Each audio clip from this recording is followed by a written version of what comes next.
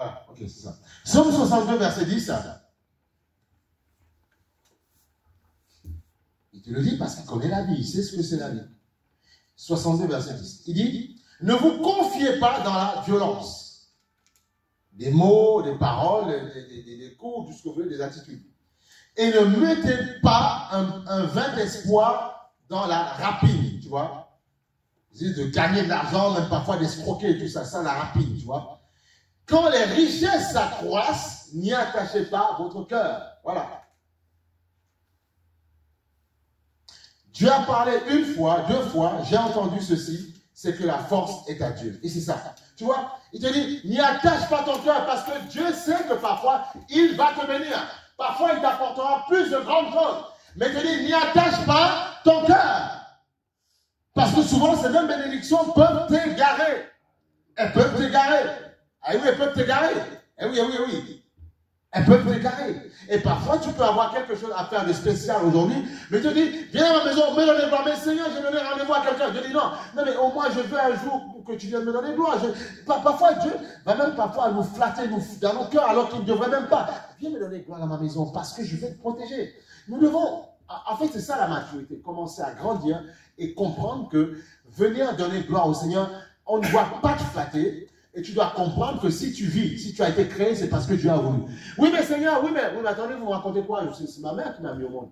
Ta mère t'a mis au monde. Mais si on te montre l'échographie, on te montre comment ça commence dans un ventre, tu penses que c'est vraiment ta mère, tes parents qui sont capables de faire tout ça? Et si tes mamans qui étaient capables de tout faire, pourquoi ils meurent? Pourquoi ils décèdent? Pourquoi ils ne vivent pas longtemps? Pourquoi ils ne vivent pas éternellement? Pourquoi tu es tout seul? Pourquoi tu es tout seul? Pourquoi? Réponds à la question, réponds, tu diras, réponds! Non, c'est Dieu qui a permis à tes parents de pouvoir mettre un enfant au monde. Donc c'est lui qu'il faut aimer, c'est lui qu'il faut chercher et comprendre que c'est lui qui est l'auteur de la création. Donc tu vis ta vie, fais du business, gagne de l'argent, beaucoup d'argent si Dieu te le permet, mais n'oublie surtout pas de dire, il y a un temps où je dois m'arrêter dans la semaine et te dire merci pour la croix. C'est tout. C'est-à-dire, oui mais chez moi je peux le faire. Il a dit, béni soient ceux qui se réunissent entre frères, qu'il est tout pour les frères et sœurs de se réunir dans sa maison. Parce qu'il y a parfois des grâces spéciales qui fait descendre. Il y a un bruit, un tapage que tu ne peux pas faire chez toi parce que tu vas déranger les voisins. Donc tu viens dans sa maison où c'est la liberté. C'est tout, c'est simple l'évangile. Donc tu vois, il y a réponse à tout le monde. Non, parce que ton frère a besoin de toi, a besoin que tu l'aides, a besoin que tu le fortifies. Parfois, il a simple présence de ton frère, il en a besoin. Et c'est ce qu'on appelle le don de soi, se donner pour les autres. Parce que souvent, on pense à soi-même, on pense à nos bénédictions. Moi, mais ce que Dieu m'a promis. Mais Dieu t'a promis quelque chose, mais avant de t'avoir promis quelque chose, je te demande de t'occuper des gens. Moi, il y a des belles choses que j'ai envie de faire pour le Seigneur, que je veux voir arriver dans ma vie. Mais il m'a dit, si tu m'aimes, il m'a dit, fais plaisir pour mon troupeau. Fais grandir les âmes. C'est ça. Donc tu dois obéir à ça. Et après, c'est sur le chemin que tu verras la bénédiction arriver au fur et à mesure. Parce que tu fais le travail de Dieu. Amen. C'est ça. Et c'est la même chose. Quelqu'un, par exemple, qui reçoit 1 million d'euros dans les mains, s'il n'a pas d'intelligence financière, s'il n'a pas compris ce que c'est l'argent, il va se perdre. Ah oui, il va se perdre. Ah oui, il va se perdre. Donc c'est pareil. Dieu, c'est la même chose. Il a compris ce que tu lui as dit. Mais en même temps, il te forme, il te travaille, il te façonne pour que justement, tu puisses une fois quand les bénédictions arriveront, ta foi sera tellement grande, tu diras, merci Seigneur pour ta grâce, mais tu ne te laisseras pas perdre. Au contraire, tu amèneras ta bénédiction à venir adorer le Seigneur. C'est ça, en fait, c'est ça le secret, en fait. Ben oui. Ma femme et moi, on s'aime, mais il y a Jésus au milieu. Elle aime Jésus, j'aime Jésus, on se force, voilà. Et c'est ce qui va nous permettre de pouvoir rester toujours compacts. Voilà, c'est comme ça. Je gère mes problèmes, elle gère ses problèmes et on peut avancer dans le Seigneur. Mais j'ai compris que ce n'est pas moi qui vais la sauver.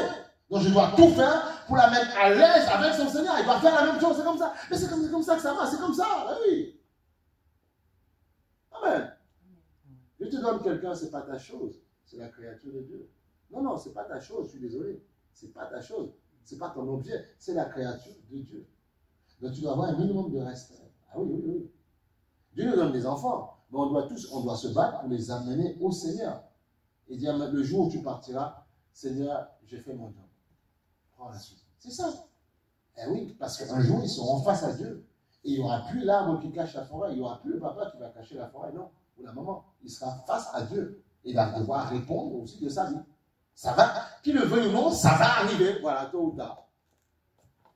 Mon père, ma mère, ils ne sont pas là pour cacher la forêt. Je suis face à Dieu et je suis face à ma destinée. C'est comme ça. Et tout le monde sera face à sa destinée. Voilà, c'est comme ça que ça se passe. Même si tu veux t'appuyer sur ton père et ta mère, un jour il aura pris la force. Un jour il sera fatigué.